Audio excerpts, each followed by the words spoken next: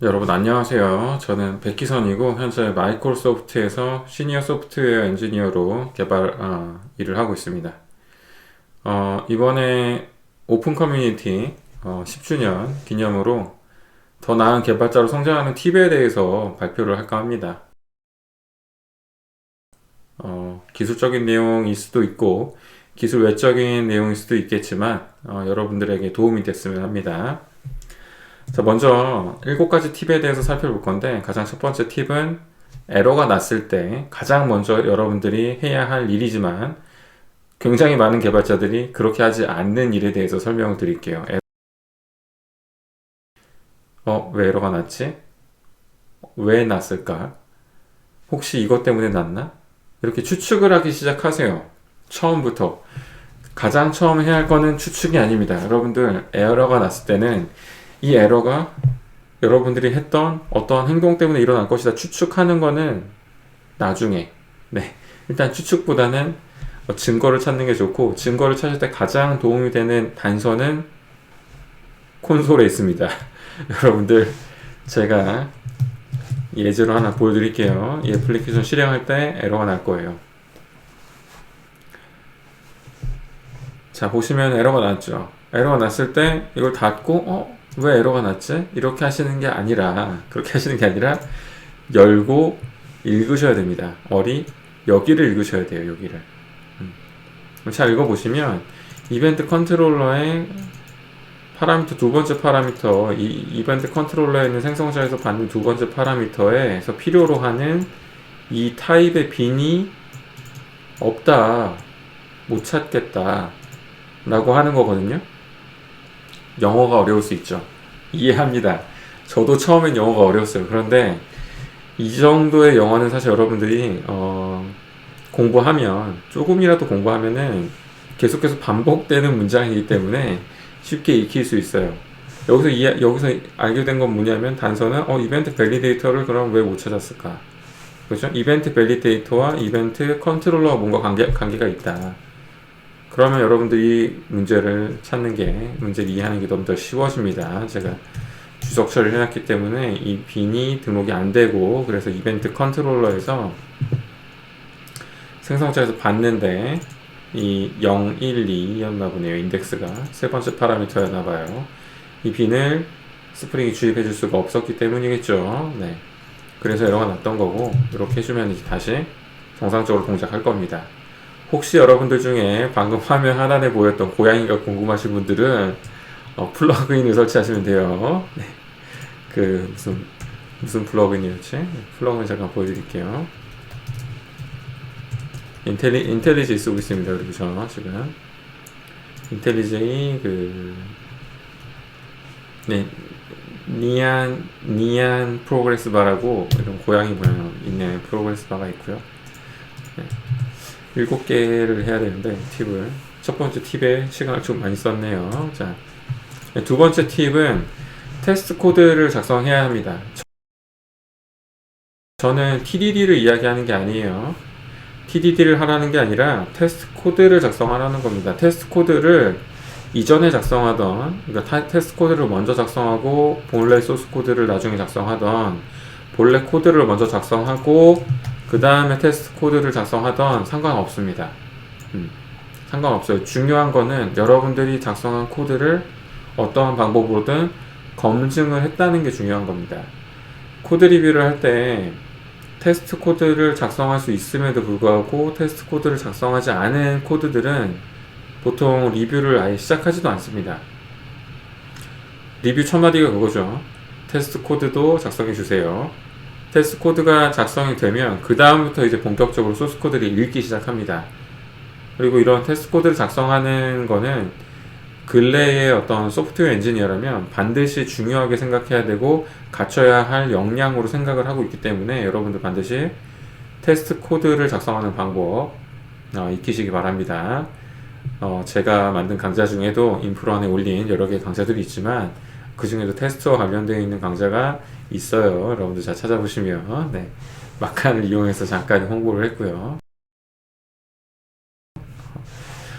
자, 세 번째 팁은 여러분들 디버거 사용하는 방법을 익히셔야 됩니다. 디버거는 쉬워요. 어떤 툴이든 디버거는 다 들어있고요.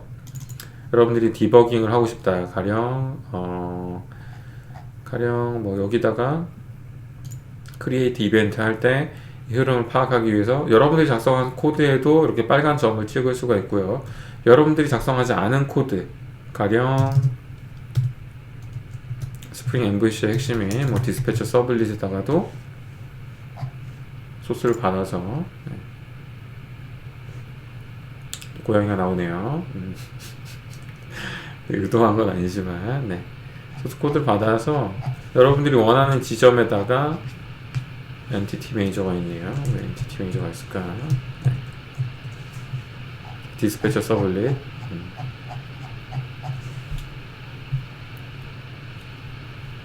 뭐 잡힐지는 모르겠지만 이런 데다가 여러분이 작성하지 않은 라이브러리 중에 있는 코드도 여러분들이 이렇게 디버깅 포인트를 지정할 수가 있습니다. 그 다음에 여기 들어올지는 모르겠어요. 지금 부분에 그 다음에 이렇게 벌레 모양이 생긴 버튼으로 애플리케이션을 실행하시면 애플리케이션 실행하는 도중에 만약에 그 해당 점을 찍었던 부분을 지나간다면 거기다 걸리게 되어 있어요. 근데 지금 보니까 거기 안 걸리네요. 제가 이벤트 컨트롤러 테스트에서 이벤트를 만드는 부분을 실행을 하도록 하겠습니다. 여기를 디버깅 모드로 실행을 하면 그 점을 찍었던 부분에 걸치게 돼 있어요. 거기서 딱 멈추고요. 실행을 하다가 거기서 이제 앞으로 더 갈 거냐 말 거냐 딱 여기 걸린 거죠. 이때 중요한 기능들은 이것만 아시면 되는 거예요. 이것만 여기서 스텝 오버 할지 스텝 인투 더 들어갈지 아니면은 아예 forceful하게 들어갈지 강제적으로 들어갈지 아니면 이 부분에서 나갈지 또 중요한 거는 여기서 스킵할지 다음 포인트로 넘어가는 거죠. 리줌 해가지고 계속해서 가다 보면은 다음에도 또 이런 빨간 점이 찍혀 있으면 거기서 이제 멈추게 됩니다. 여기서 이제 한 단계씩 이렇게 보는 거예요. 보면서 지금 2단계에 있을 때 지금 이쯤에 있는 코드를 실행을 할 때 현재 문맥에서 어떠한 변수가 어떤 값을 가지고 있는지를 파악하는 거죠. 여러분들이 주로 이제 시스템 out.println으로 확인하는 대부분의 정보들은 이런 식으로 확인할 수가 있어요. 디버거를 잡아서 단계별로. 그러니까 여러분들 꼭 디버거 사용하는 방법은 익혀두시기 바랍니다. 전혀 어렵지 않아요. 여러분들이 문제 해결하거나 공부할 때 디버거를 사용해서 자세하게 들여다볼 수가 있기 때문에 굉장히 유용한 툴입니다. 자, 이 다음 툴 벌써 몇 번째 팁이죠? 자, 한 번, 둘, 셋. 자, 네 번째 팁. 네 번째 팁은 여러분들이 조금 더 성장을 하려면 여러분들만의 어떤 코딩 스타일 말고 여러분들의 동료나 다른 개발자들은 코드를 어떻게 작성하고 있는지 가능한 한 많이 리뷰를 하면 좋습니다. 그렇다고 해서 여러분들이 뭐 공부를 제쳐두고 다른 사람이 작성한 코드만 바라는 건 아니고요. 그런 건 아니고 특히 업무를 할 때 여러분들의 동료, 같은 팀에 있는 동료분들이 팀 작성한 코드는 가급적이면 리뷰를 하고 이해를 하는 게 좋습니다. 같은 팀임에도 불구하고 사실 동료가 작성한 코드들은 거의 보지 않고 그냥 자기 일이 아니라고 생각하는 경우가 많은데 사실 동료가 작성하는 코드도 저의 일이 될 수가 있어요. 그 동료가 언제든지 팀을 떠날 수도 있기 때문에 마찬가지로 제 자신도 언젠가는 이 팀을 떠날 수도 있겠죠. 그래서 코드 리뷰가 중요한 거고 코드를 리뷰를 하면서 서로 이제 다툼이 일어나는 경우도 많은데 사실 정답이 없는 문제일 수도 있습니다. 가령 뭐 변수명을 가지고 싸운다거나 또는 뭐 이 코드를 여기에 넣는 게 좋으네 저기에 넣는 게 좋으네 다 사실 주관적이고 정답이 없는 문제들입니다. 그런 문제들로 여러분들의 어떤 에너지를 소비하고 싶으신 분들이라면 뭐 말리지는 않겠지만 저는 말리고 싶습니다. 개인적으로는 그런 데에다가 에너지를 소비하기보다는 정말로 어떤 문제가 발생할 여지가 없는지 또는 이 코드를 어떠한 이유로 인해 다시 손보게 됐을 때 너무나 크게 손을 봐야 하는 상황이 벌어지지는 않을지, 그러니까 변경에 유연할지, 그런 기준을만 가지고 봅니다. 개인적으로 저는. 그래서 변수명에 그렇게 크게 개의치는 않는데, 코드의 위치도 그렇게 크게 개의치는 않아요. 문제만 없다면. 가끔 이제 그런 분들의 어떤 고민을 들어보면, 굉장히 제 기준에서는 조금 사소한 문제로 많은 시간을 쏟는 경우도 있는데, 고민해 보시면 좋습니다. 네. 과연 이게 그렇게까지 중요한 문제인가? 고민해 보시면 좋아요. 네. 그리고 이런 코드 리뷰를 통해서 다른 개발자들은 어떻게, 어떠한 문제들을 해결하는지 공부할 수 있으니까 여러분들에게 좋은 기회가 될 겁니다. 자, 다섯 번째 팁이죠. 여러분들이 업무를 하시다 보면은 분명히 모르는 문제가 생겨요. 여러분도 혼자서는 도무지 해결할 수가 없는 문제들, 그런 문제를 해결하는 방법이 있습니다. 어떻게 해결해야 되냐면 도움을 요청해야 돼요. 여러분들의 팀원 또는 여러분들 팀 밖에 있는 팀에다가도 도움을 요청해야 돼요. 도움을 요청하는 것 자체가 부끄러운 일이 아닙니다. 여러분들이 모르는 문제를 만나서 남들에게 도움을 요청하는 건 절대로 부끄러운 일이 아니에요. 다만 도움을 요청하는 방법이 잘못됐을 수도 있고 좀 더 적절한 방법이 있겠죠.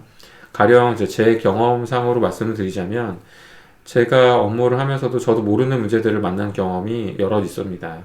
그때 이제 저는 최대한 제 선에서 해결하려고 노력을 해봤으나 도무지 제가 할 방법이 안 보이고 도무지 모르겠어요. 그럴 때 그래서 저는 이제 제가 수집할 수 있는 정보를 최대한 수집을 해서 정리를 해서 공유를 합니다.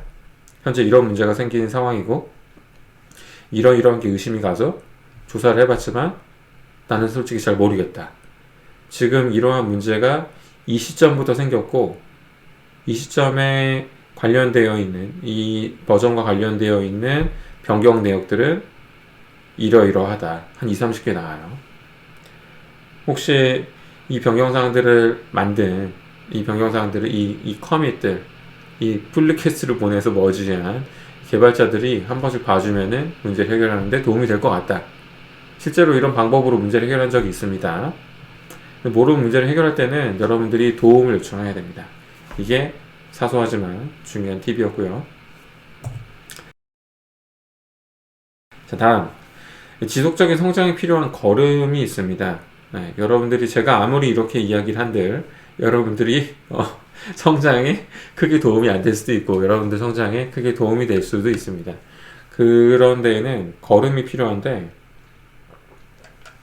중요한 건 애정이에요. 여러분들이 하고 있는 이 업무를 여러분들이 정말로 사랑하는가? 여러분들이 정말로 이 업을 좋아하는가? 그렇다면 여러분들은 분명히 성장을 할 것입니다. 이거는 제가 어떻게 드릴 수 있는 팁이 아니에요. 이건 그냥 사실입니다. 여러분들이 업을 좋아하면 여러분들은 성장할 수밖에 없어요. 이거는 제가 뭐 드린다고 드릴 수 있는 팁이 아닙니다. 마지막으로 드릴 수 있는 팁은 커뮤니티 활동입니다. 여러분들이 지금 이 영상이 공개하고 있는 오픈 커뮤니티도 전자정부 프레임워크와 관련되어 있는 커뮤니티지만 여러분들이 국내에 있는 또는 해외 이메일 리스트에 있는 그런 커뮤니티 활동에 참여함으로써 또는 GitHub 오픈소스 활동도 일종의 커뮤니티 활동이라고 볼 수 있죠.